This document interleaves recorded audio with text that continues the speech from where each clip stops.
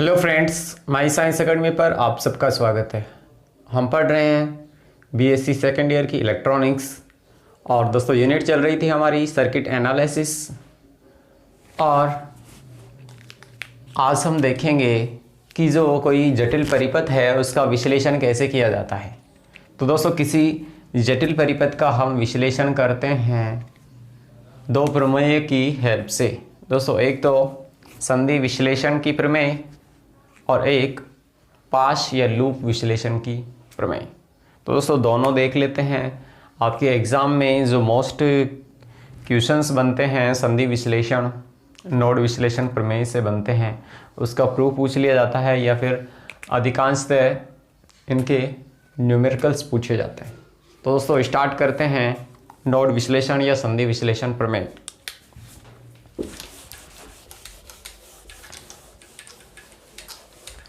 यानी कि जटिल परिपथ का हम विश्लेषण दो तरीके से कर सकते हैं, संधि विश्लेषण प्रमेय से और लूप विश्लेषण प्रमेय से। तो दोस्तों फर्स्ट है संधि विश्लेषण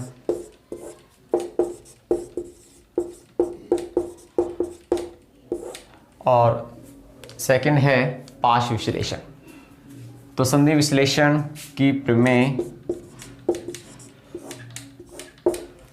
दोस्तों संधि विश्लेषण ये नोड विश्लेषण प्रमेय से हम क्या कर सकते हैं कि कोई लूप है, लूप की जो शाखा होगी उसमें हम धारा का मान ज्ञात कर सकते हैं, संधि बिंदु पर वोल्टा का मान ज्ञात कर सकते हैं। और दोस्तों किस नियम की हेल्प से करेंगे, ये हम करेंगे किरचॉफ के फर्स्ट रूल की हेल्प से।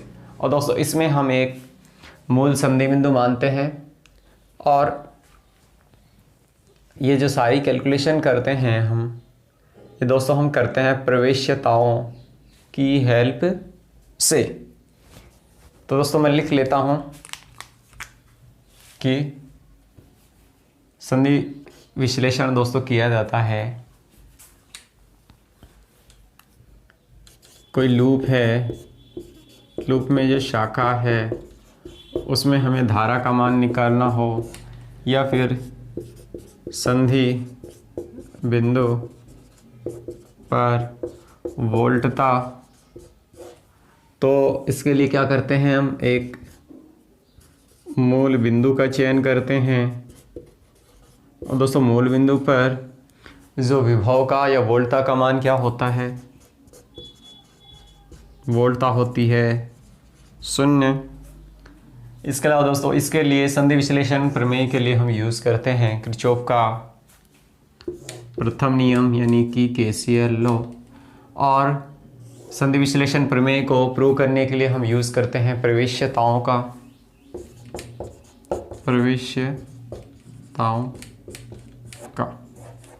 दोस्तों छोटा क्वेश्चन बनता है तो आप उसमें ध्यान रख सकते हैं कि संधि विश्लेषण का उपयोग किया जाता है लूप में कोई शाखा है उसमें धारा या जो संधि बिंदु है वहाँ पर वोल्टता का मान ज्ञात करना हो। तो इसके लिए हम क्या करते हैं, मूल बिंदु का चयन करते हैं और मूल बिंदु पर वोल्टताओं का मान क्या होता है, 0 होता है।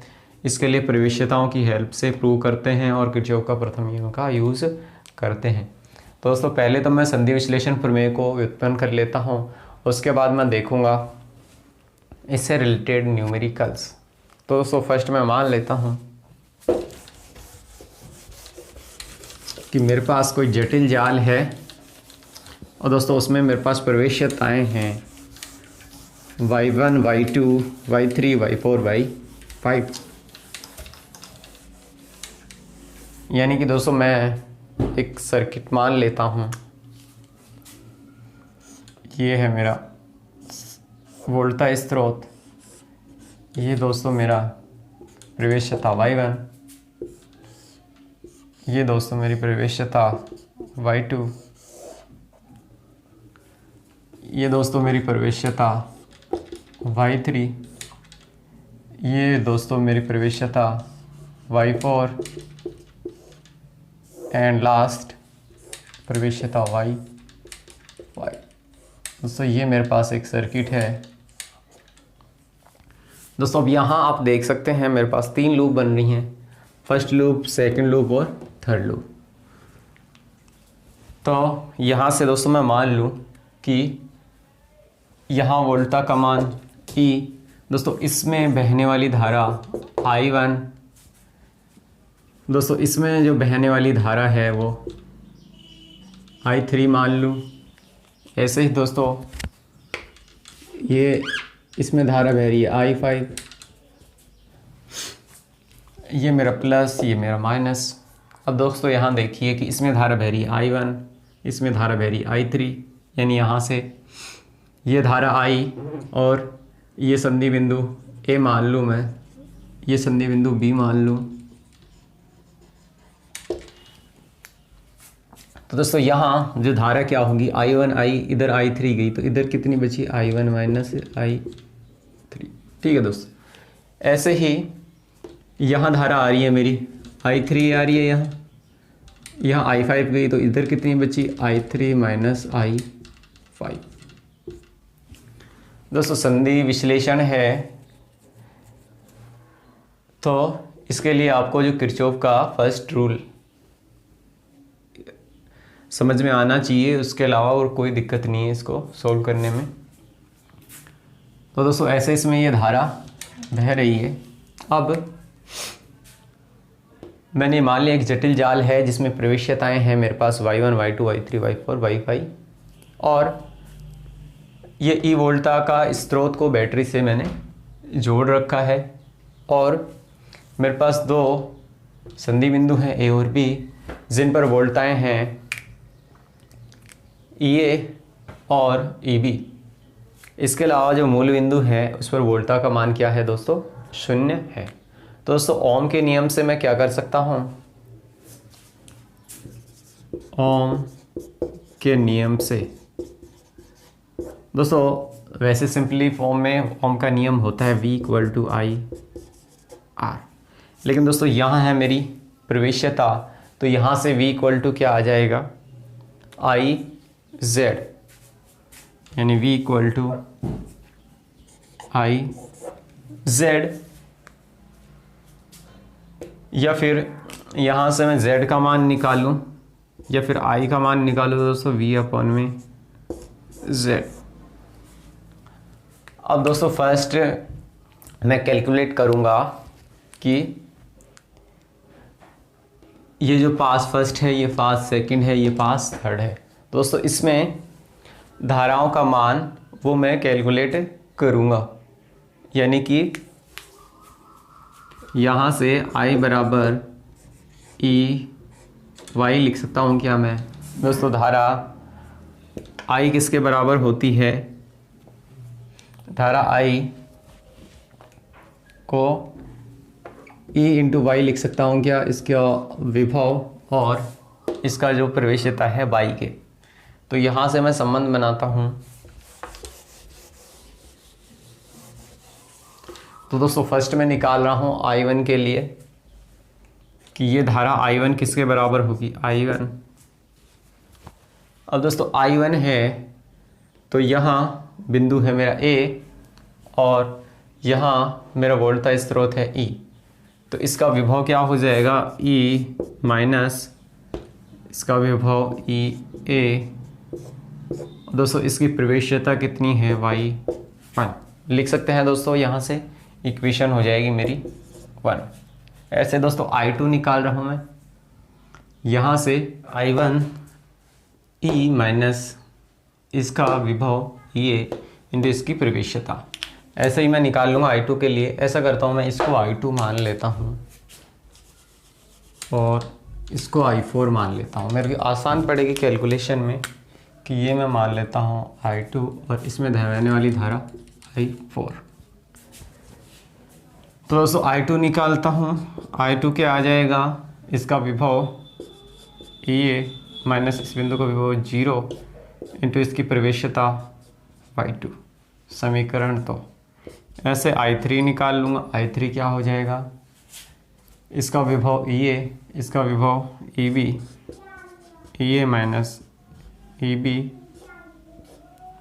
इंटू इसकी प्रवेश्यता Y3, इक्वेशन आ जाएगी 4। ऐसे दोस्तों यहाँ से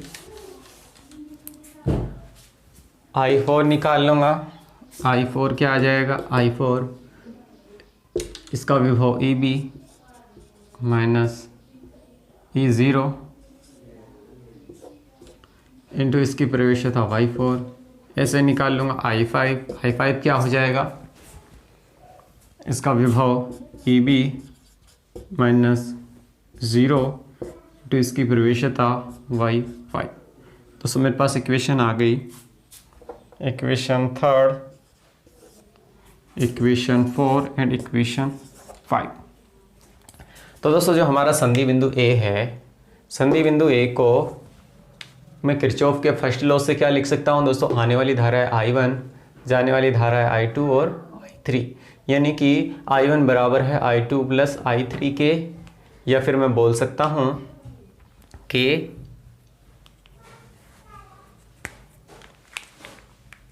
I1 minus I2 minus I3 equal to 0, यानी कि मैं यहाँ से लिख सकता हूँ,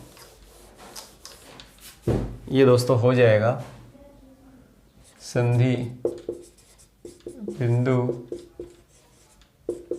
ए पर KCL से, यानी किरचॉफ के प्रथम नियम से मैं क्या लिख सकता हूँ दोस्तों, ये हो जाएगा I1 minus I2 minus I3 equal to 0, यानी आने वाली धारा I1 धनात्मक, I2 और I3 जाने वाली हैं तो माइनस ले लिया मैंने, यानी कि I1 minus I2 minus I3 equal to 0 करके मैं एक इक्वेशन बना सकता हूँ। ये रहा मेरा I1 का मान, ये रहा I2 का, ये I3 का। तो दोस्तों इक्वेशन बना लेते हैं यहाँ से। तो क्या इक्वेशन बन जाएगी दोस्तों, I1 का मान है E माइनस EA/Y1, यानी कि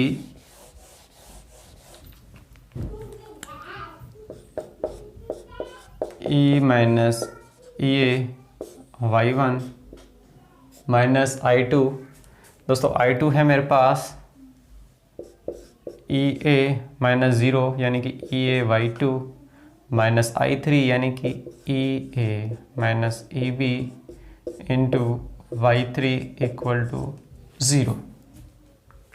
यानी कि दोस्तों ये मेरे पास इक्वेशन है।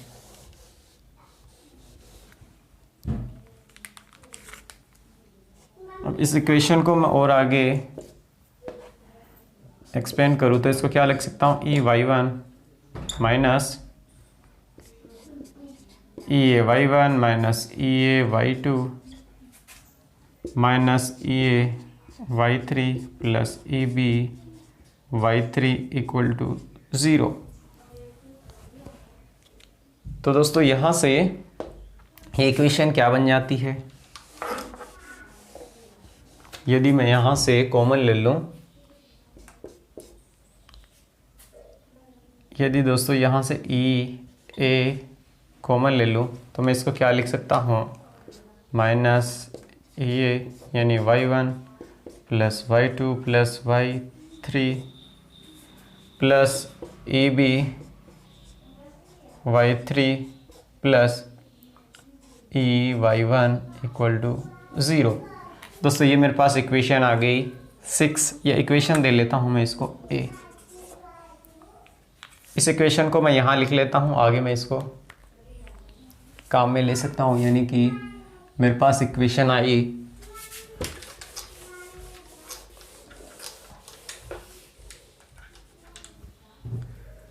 ये मेरे पास इक्वेशन आई minus EA/Y1 plus Y2 plus Y3 plus EB/Y3 plus EY1 equal to 0।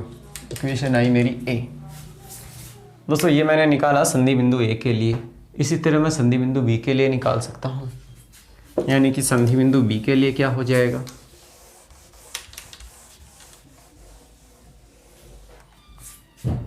दोस्तों संधि बिंदु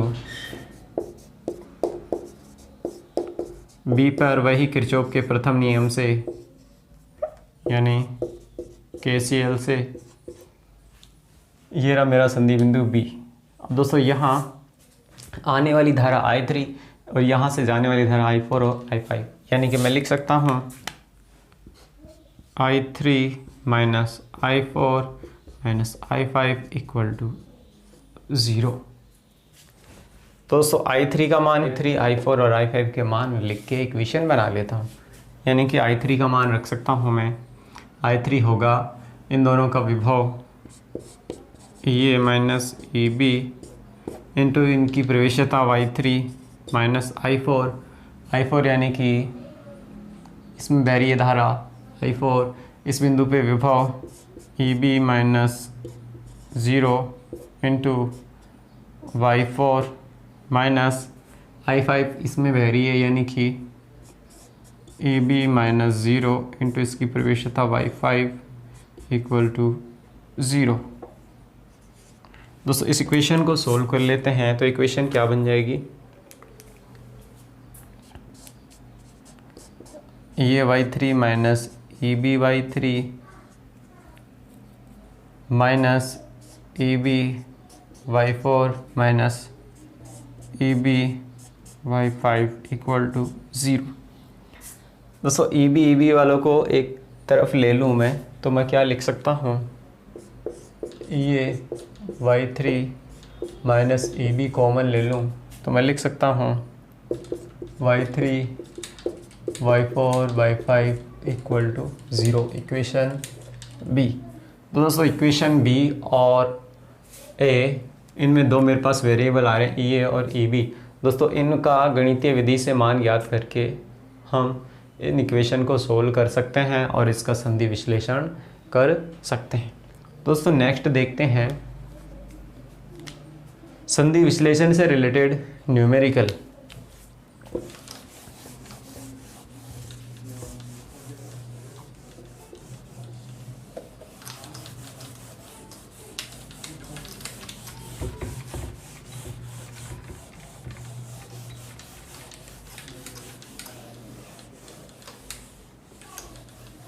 तो दोस्तों एक मैं न्यूमेरिकल ले लेता हूँ कि ये मेरे पास कोई वोल्ट का स्रोत जुड़ा है, ये 5 वोल्ट का है प्लस माइनस, ये 8 ओम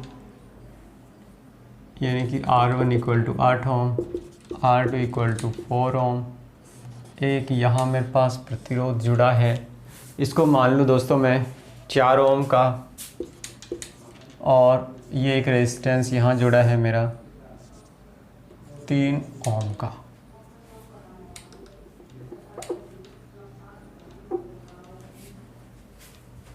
तो दोस्तों यहाँ बिंदु मान लेता हूँ मैं। अब मेरे को दोस्तों क्या करना है कि ये मेरे पास एक सर्किट दे रखा है, इसका संधि विश्लेषण करना है। दोस्तों यदि आपको कोई न्यूमेरिकल दिया जाता है और उसमें धारा वगैरह का मान पूछता है तो आप नॉर्मल संधि विश्लेषण कीजिए, थोड़ा आसान पड़ता है। जब तक ये दिया नहीं गया कि आपको 5 विश्लेषण करना है। तो दोस्तों हम इसको सोल्व कर लेते हैं। मैं मान लूँ कि इधर से जो धारा बह रही है वो I1, ये I1 आ रही है, यहाँ I1 जाके डिवाइड हो जाती है दोस्तों, ये I2 और ये I3। तो सब बिंदु ए पर मैं KCL से देखता हूँ, यानी कि बिंदु ए पर किरचॉफ के प्रथम नियम से, यानी कि I1 आने वाली धारा बराबर होनी चाहिए जाने वाली धारा की। ये I1 आ रही है यहाँ से और यहाँ से 2 धाराएं जा रही है I2 I3। तो दोस्तों I1 को मैं क्या लिख सकता हूँ, दोस्तों I1 को मैं लिख सकता हूँ 5 माइनस इसका विभव VA अपॉन में इसका प्रतिरोध 8 ओम।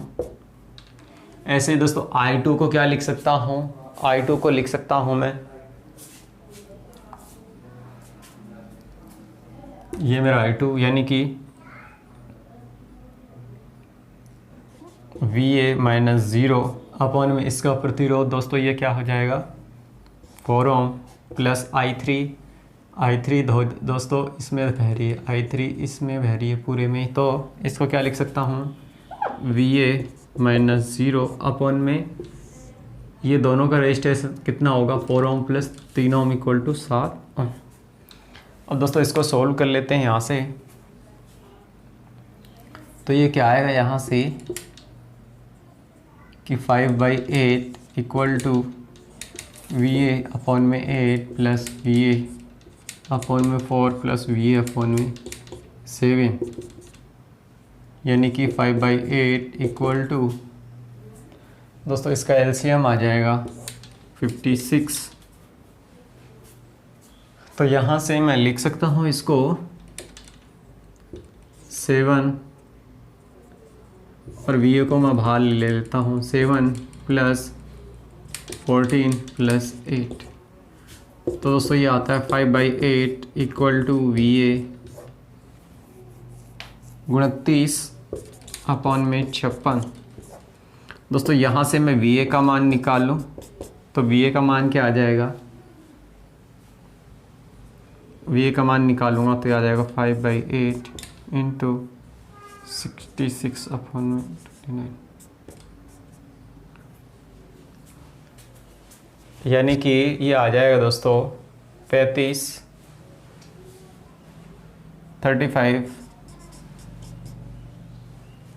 अपॉन में 29।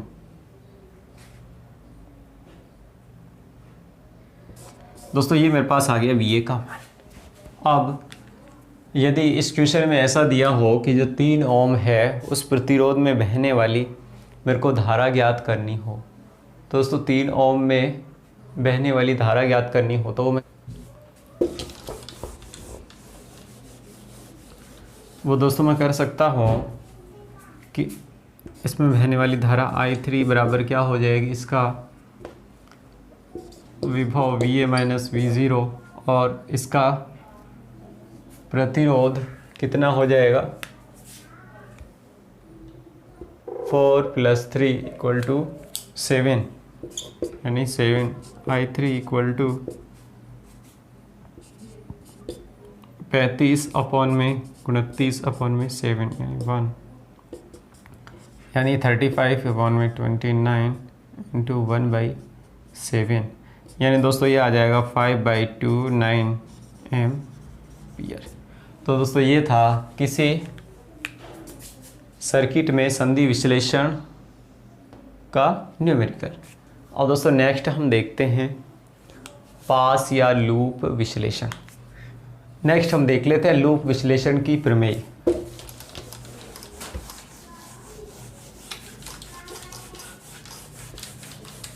तो दोस्तों इसमें क्या होगा, कोई जटिल जाल होगा और इसमें प्रवेश्यताओं के स्थान पर प्रतिबाधाएं होंगी, यानी कोई जटिल जाल है मेरे पास और उसमें मेरे पास प्रतिबाधाएं हैं Z1, Z2, Z3, Z4, Z5 और एक वोल्टा स्रोत E बैटरी से जुड़ा हुआ है। तो दोस्तों इसमें हम धारा का जो मान ज्ञात करेंगे वो करेंगे किरचॉफ के सेकंड लॉ से, और इसमें प्रवेश्यता के स्थान पर हम प्रतिबाधाओं का यूज करते हैं।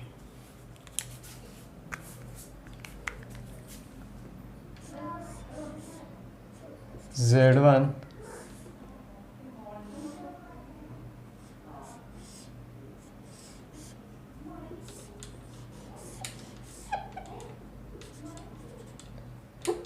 Z2 Z3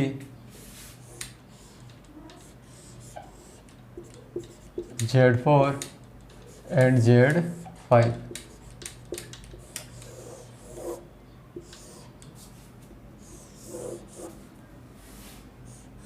ये वोल्टा स्रोत है मेरा plus minus plus minus plus minus plus minus plus minus. दोस्तों ये इसमें 3 लूप हैं। इसमें मान लो धारा I1 बह रही है, इस लूप में धारा I2 बह रही है और इस लूप में धारा I3 बह रही है। तो दोस्तों मैं मान लेता हूँ कि इधर से धारा, इसमें धारा बह रही है मेरी I1 दोस्तों इसमें धारा बह रही है I2 और इसमें मेरी धारा बह रही है I5। चलो I3 मान लेता हूँ। तो दोस्तों इसमें I1 धारा बह रही है, इसमें I2, यानी I1 आ रही है, इधर I2 गई, तो इधर कितनी बची? इसमें बची I1 माइनस I2। इधर से I2 आई, इधर I3 गई, तो इसमें धारा कितनी बची? I2 माइनस का I3। तो दोस्तों सॉल्व कर लेते हैं इसे। दोस्तों सबसे पहले मैं पास ले रहा हूँ फर्स्ट और उसमें लगाऊँ किरचॉफ का द्वितीय नियम। ये है मेरा पास फर्स्ट, ये है पास सेकंड, ये पास थर्ड। लूप या पास विश्लेषण, तो इसमें क्या करते हैं, पहला पास ले लेते हैं। तो पास या लूप फर्स्ट में किरचॉफ के द्वितीय नियम यानी वोल्टेज लॉ से। तो दोस्तों धारा बह रही ऐसे, ये बैटरी जुड़ी है प्लस माइनस, तो ये माइनस का E। अब दोस्तों यहाँ से धारा बह रही है इधर से इधर, तो दोस्तों ये आ जाएगा मेरे पास I1 Z1। अब धारा बह रही इधर से इधर, यानी कि ये आ जाएगा मेरे पास प्लस I1 माइनस I2, और इसका जो प्रतिबाधा Z3 इक्वल टू होगा 0 के। इसको आगे मैं सोल्व करूं तो इसको मैं लिख सकता हूं I1 Z1 plus I1 Z3 minus I2 Z3 equal to E के। यानी कि दोस्तों मेरे पास फर्स्ट इक्वेशन आ गई।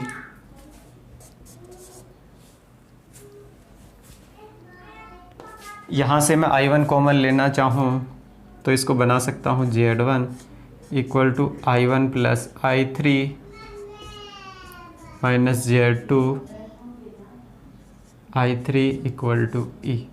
इक्वेशन आ गई मेरी 1, यानी Z1 I1 plus I3 minus Z3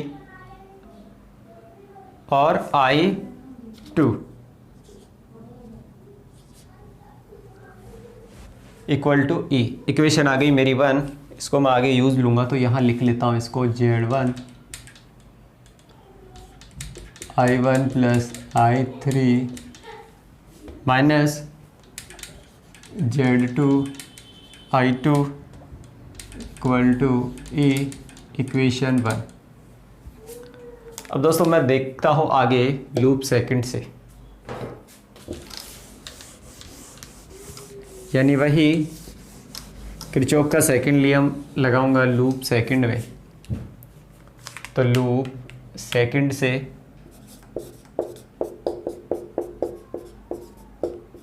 KVL से, तो दोस्तों लूप सेकंड है, इसमें Z2 में बहने वाली धारा I2 यानी कि Z2 I2 प्लस इसमें बहने वाली धारा I2 माइनस I3 यानी कि I2 minus I3 into Z4। अब दोस्तों मैं धारा इधर से बह रही है और मैं विभव का मापन कर रहा हूँ इधर से, यानी कि ये माइनस का Z3 I1 minus I2 equal to 0 के। इसको लेते हैं Z2 I2 plus Z4 I2 minus Z4 I3 minus Z3 I1 plus Z3 I2 equal to 0। जो कॉमन आ रहे हैं उनको कॉमन ले लेते हैं, I2 एंड I2। तो यहाँ से मैं लिख सकता हूँ minus Z3 I1 plus Z2 common लूँ तो I2 कॉमन लूँ तो यहाँ से Z2 I2 यहाँ से कॉमन लूँ तो Z4 प्लस I2 यहाँ से कॉमन लूँ तो Z3 और माइनस का Z4 I3 इक्वल टू 0। दोस्तों इक्वेशन सेकंड बन जाती है मेरे पास minus Z3 I1 plus I2 Z2 Z4 plus Z3 minus Z4 I3 equal to 0। Equation 2। ऐसे ही दोस्तों हम देख लेते हैं लूप थर्ड के लिए। वही किरचॉफ के द्वितीय नियम से दोस्तों इसको सॉल्व करने के लिए केवल आपको किरचॉफ का द्वितीय नियम चाहिए। तो लूप थर्ड से KVL लो लगा रहे हैं इसमें भी।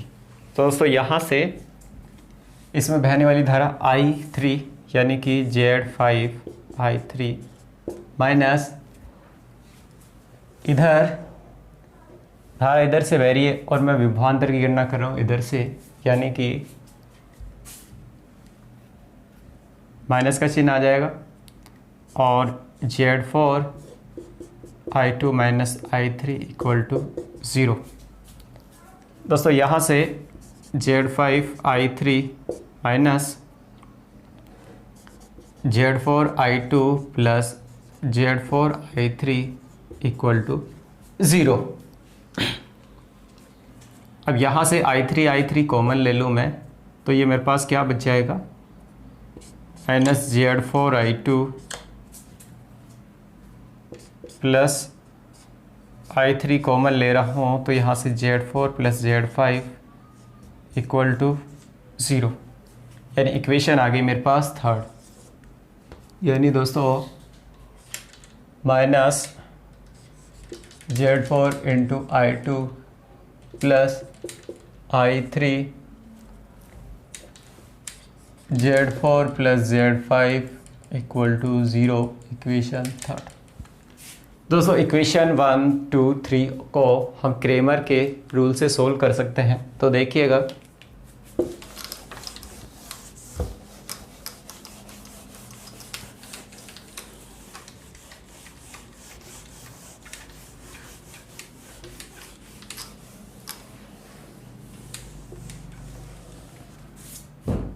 दोस्तों इसको मैं मैट्रिक्स के रूप में बनाऊंगा कि Z के लिए मैट्रिक्स और इसका मल्टीपल I से इक्वल टू होगा E का मैट्रिक्स, यानी कि एक मैट्रिक्स बना रहा हूँ मैं 3×3 की।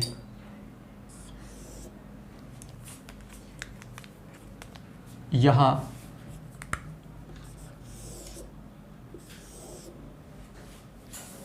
I के मेरे पास 3 पद है I1 I2 I3, यानी कि I1 I2 I3 equal to जो E केवल मेरे पास इक्वेशन 1 में है तो E 0 0। अब दोस्तों यहाँ से आप देखिएगा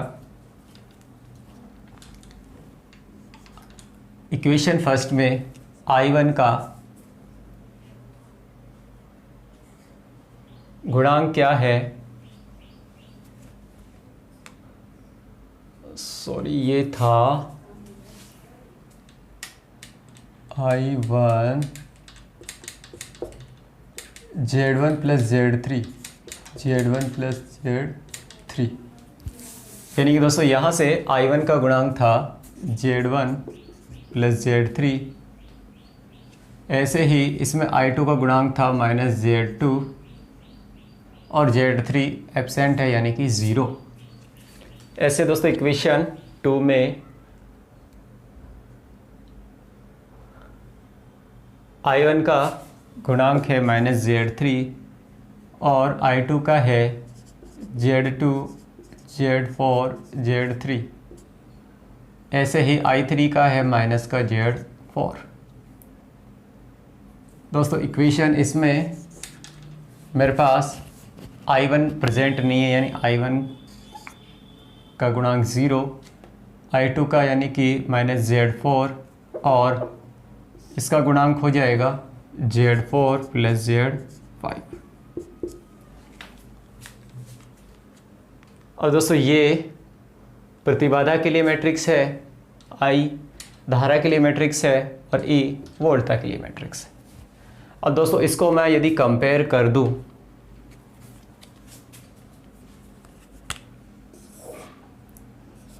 Z11, Z12, Z13, Z21, Z22, Z23, यानी कि ये प्रतिबाधा की 3/3 की मैट्रिक्स है, इसके साथ में इसकी कंपेयर कर दूं I1, I2, I3, E0, 0। तो दोस्तों इनकी सॉल्यूशन कैसे निकालता हूँ मैं? सबसे पहले इस E को इस Z11 के स्थान पर रिप्लेस करूँगा, और इसके जो कॉलम वाले शेष दो पद हैं वो क्या हो जाएंगे? 0। यानी कि इसके बाद मैं करूँगा नेक्स्ट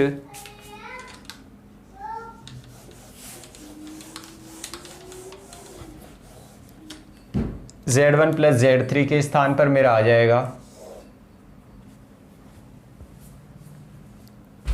E, और ये दोनों शेष 0, 0 minus Z2, Z4, Z3 minus Z4, 0 minus का Z4, Z4 प्लस Z5।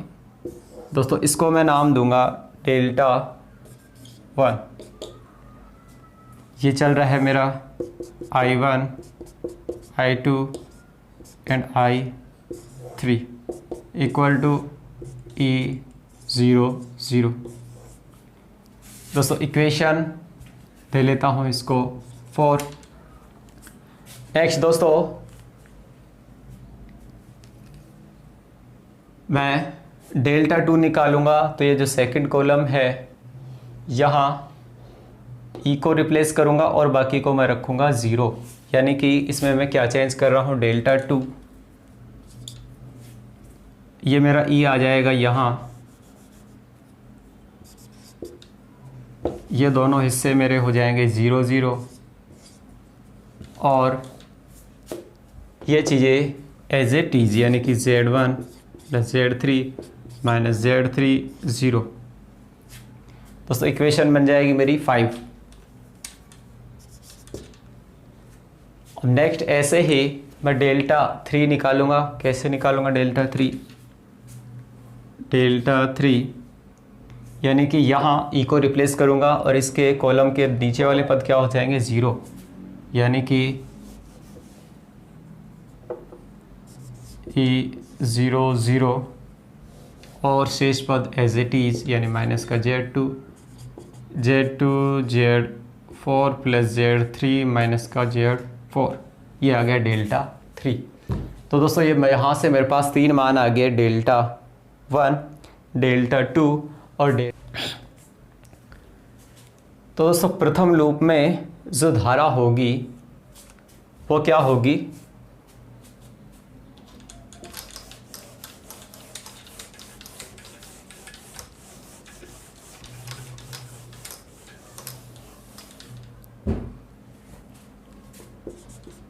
प्रथम लूप में धारा दोस्तों ये हो जाएगी, यानी कि धारा I1 किसके बराबर होगी?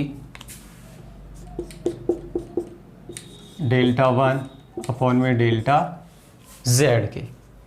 तो दोस्तों डेल्टा 1 का मान जो आएगा उसमें यदि मैं डेल्टा Z का भाग दे दूंगा तो प्रथम लूप में मेरे पास क्या आ जाएगी? धारा। ऐसे ही दोस्तों सेकंड लूप में धारा यानी कि I2 equal to delta 2 upon में डेल्टा Z। ऐसे दोस्तों थर्ड लूप में धारा ये हो जाएगी I3 equal to delta 3 upon में डेल्टा Z, यानी कि ये मान आया मेरे पास I1 I2 I3 के लिए। अब यदि दोस्तों कि कोई R लूप है उसमें धारा क्या होगी, तो उसको मैं लिख सकता हूँ